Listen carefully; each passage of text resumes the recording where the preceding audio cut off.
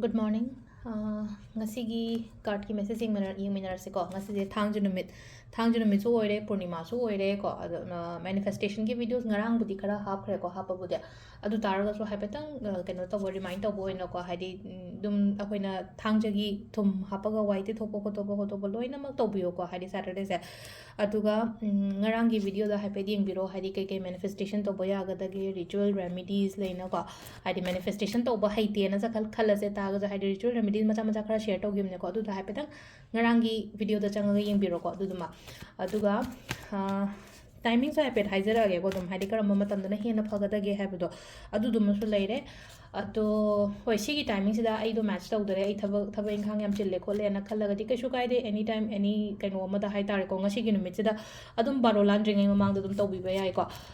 sisima leire ado thangja gi number hamba thangja gi number se 93 leire adu ga color na black or purple gumba ko maike machu ne amu bane ko adu ga ina sum chak thongba daga ha po hai bana ko achathau se normal refine oil na taba achathau kaino se drop ko mak ama gumba kai gumba aina chak thongba matam da hapiyo ko akoigi hangam thau hai tare ko mustard oil se do kwai hambada akoigi card ahum katang thokcharage ko nutigi yengba dumaina haiding asigi kari energy lege haiba do card number 1 card number 2 card number 3 ko ado aina runes gumba kai gumba post obodo haidi nung dagi khalam do symbol gumba kai gumba nung magi energy gumba do so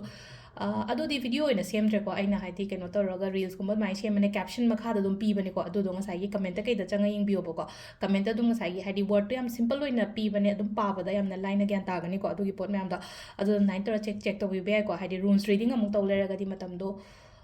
katang aingon da pharak tabagi adu gi di tawba ngamtre ko only just aina amak ani kha thamaga hari no mono magi chung wakhan do nuai dana ko hari rules dagi laiba guidance to kaino haba do adu sida ahum lere ko ahum sida gi amal amma khanbira se ko aham be kan jira ani shuba kan jira traga ahum suba kan ko hari first card khan be yang se ko hari first card se ko pesang sa ko kumba kasi lakpa ai ko khara pesang sa lakpa ai respect tawgani mina respect tawgani sida lady se ko hisada believe thamo hisada thajaba thamo ko sida hadi mina aina tawriba thabak sina hadi mina respect to bibo do maina oina oiba haitare ko number 2 sina amu number 2 khan mangai gi oina haira gadi sida hadi health kumba kai gumba lakpa mi gi mateng aina mateng gumba tawba so ko hoi Purnima no mene aina mateng gumba kai gumba tawna ngarang so haipet ngarang gi videos to di haigre ko hadi donation gumba kai thang jinu mi chu oire Purnima chu oire aduduna hadi donation gumba kai gumba do maina tawbibo ko piba yai ko aduduma leire aduga ahum suba card yenga se ko ahum suba card sina kai hairige ahum suba card su yam phai ko sida hadi sida la iba ko ken hadi ai gi damakta hadi opportunities kai gumba thong hangdorok po na oibodo hadi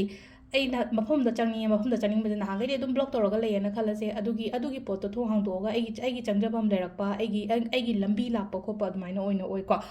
good luck ki sign ne ko sida lai se ko ado sida le re ko gi card ahum gi message in timing sina ki pung tare ka mini ni pan dagi na pung ni pan ga mini kun thanga phawng lere de drama thoi ga mini kun ni pan daina om ga mini ni futare phawng lere ko adai pung manga ga mini tram doi de na taru ka mini ni futare phawng lere aduga ni pan ga minute kun dagi na pung amaga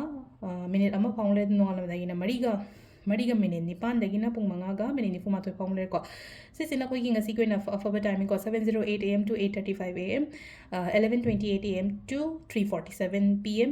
5:13 pm to 6:47 pm 8:20 pm to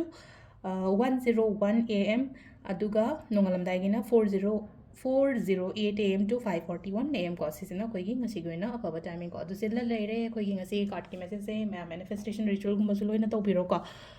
thank you